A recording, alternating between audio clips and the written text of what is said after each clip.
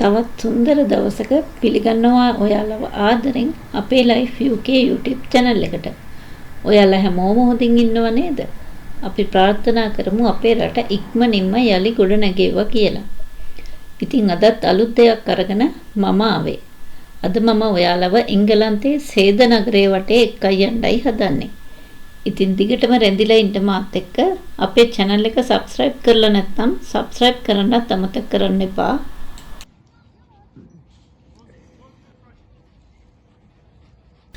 මම ඉන්නේ ලොකු ටවුන් වලින් ඈත පිහිටි පුංචි හරිම නිස්කලංක කන්ට්‍රි සයිඩ් එකක. ඒකට තමයි එංගලන්තේ සේද අගනුවර කියලා කියන්නේ.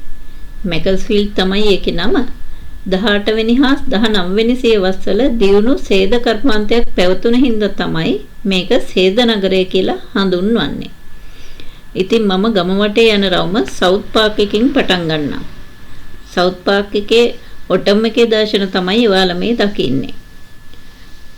මගේ ෆොටෝ එක නම් ස්ප්‍රින්ග් එකේ ගත්ත එකක්. ගස්වල මේ දවස්වල කොළ හැලෙන්න ළඟ හින්දා කහ පාට තැඹිලි පාට වෙලා තියෙන්නේ. හාන්සියත් ඉන්නවා මෙහි. සීගල්ලා නම් මේ දවස්වල පේන්නේ නැහැ. ඒගොල්ලෝ කොහේ හරි ගිහිල්ලා ඇති.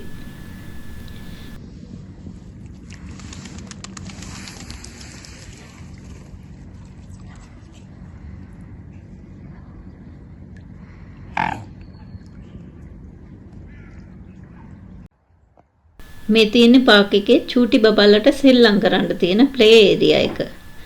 තව ප්ලේ ඒරියා ගොඩක් තියෙනවා. මම වෙන දවසක පෙන්නන්නම්කෝ. මේකේ බිමට දාලා තියෙන දි รา ගියපු ශාක කොටස් පුංචියට කපපු අයවා. ඒක ස්පොන්ජ් වගේ එකක් වගේ තියෙන හින්දා බබල්ලා වැටුනට තුවාල වෙන්නෙත් නැහැ.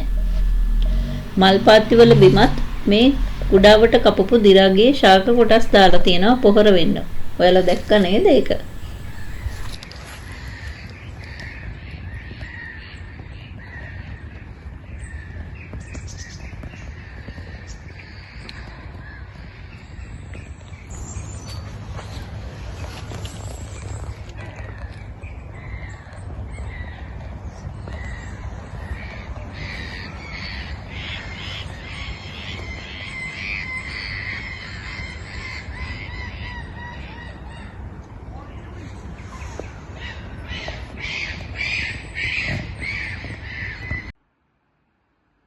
පාක් එකේ ඉඳන් ඔන්න පහළට එනකොට මේ ක්‍රැබ් ඇපල් ගහ හම්බෙන්නේ.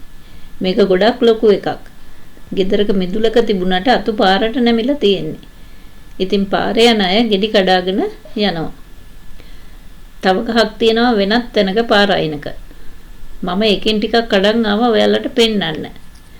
පුංචි පුංචි පොකුරු තියෙන්නේ බලන්නකො ලස්සන. ලස්සන වගේම අමුතු රසකුත් තියෙනවා මේ ඇපල් වල.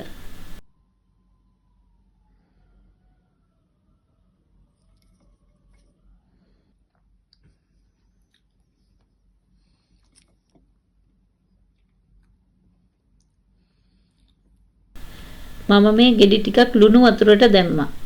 අපි අර ලොවි කන්න ලුණු වතුරේ දාලා තියන්නේ ලංකාවේදී. ඒ විදිහට ඇඹුල අඩු වේද කියලා බලන්න තමයි මම මේ දැම්මේ. මේ බලන්නකෝ ගෙඩි ඇතුලේ ඉදුණ ගෙඩි හරිම රසයි. චූටි ඇපල් වලටත් තියෙනවා ඒක ඇතුලේ.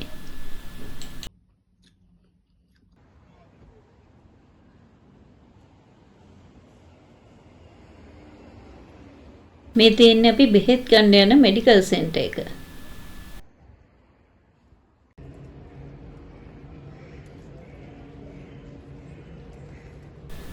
මේ ගස් ටික නම් තියෙන්නේ බස් ස්ටෑන්ඩ් එකට පල්ලෙහෙන්.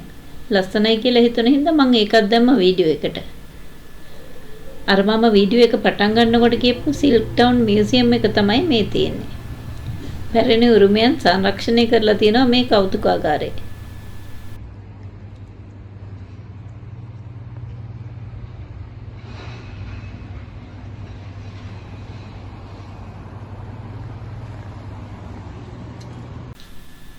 ඔන්න මම ඊළඟට ගියා ටෙස්කෝ එකට.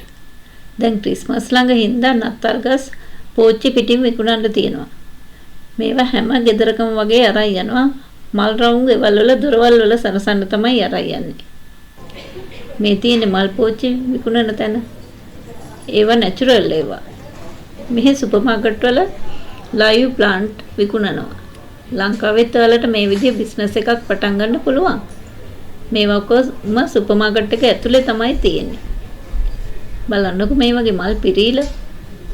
ඔන්න නිල් පාට ඔකිඩ් එකකුත් තියෙනවා. මේවා පරණ වෙනකොට අයින් කරන නිසා රිඩියුස් දාලා තියෙන්නේ.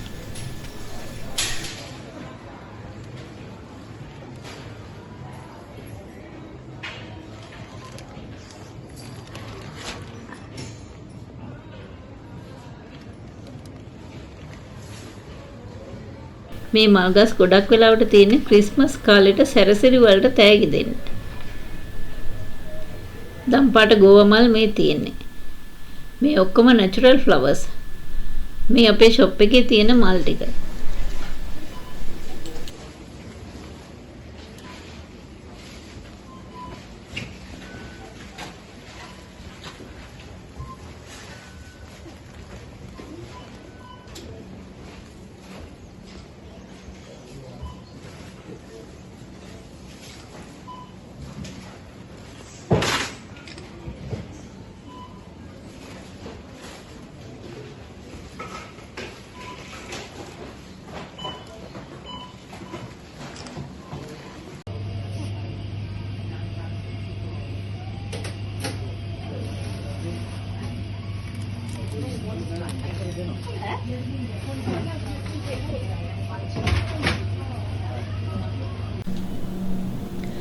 ඊළඟට මම ෆිෂ් ගන්න ගියපුවම මට ඒකත් ඔයාලට පෙන්නුවොත් හොඳයි කියලා හිතුණා.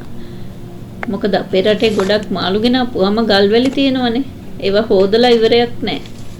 මේ බලන්නකො මාළු ලේසියෙන්ම ගෙනල්ලා උයා ගන්න පුළුවන්. හරිම පිරිසිදුයි පිළිවෙලයි.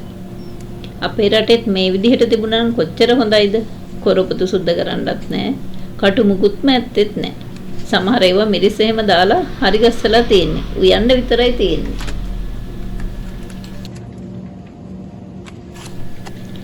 මේ සුදු මාළු වල කටුවත් හැමවත් මුකුත්ම නැහැ.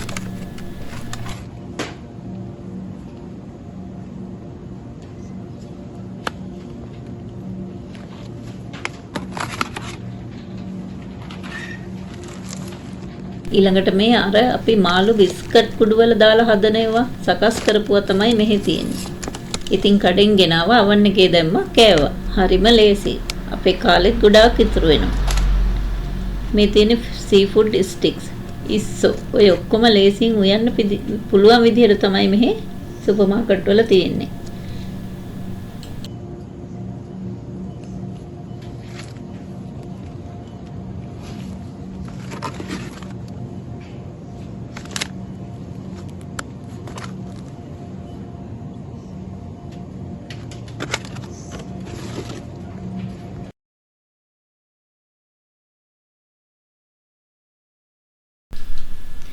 ඉතින් මේ බඩු ටිකත් අරගෙන මම shopping center එක ඇතුලෙන් ලස්සනට සල්සලා තියනවා දැක්ක ක්‍රිස්මස් වලට.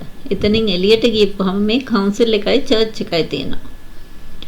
ඔන්න ඊළඟට මම ලයිබ්‍රරි එක ළඟට යනවා.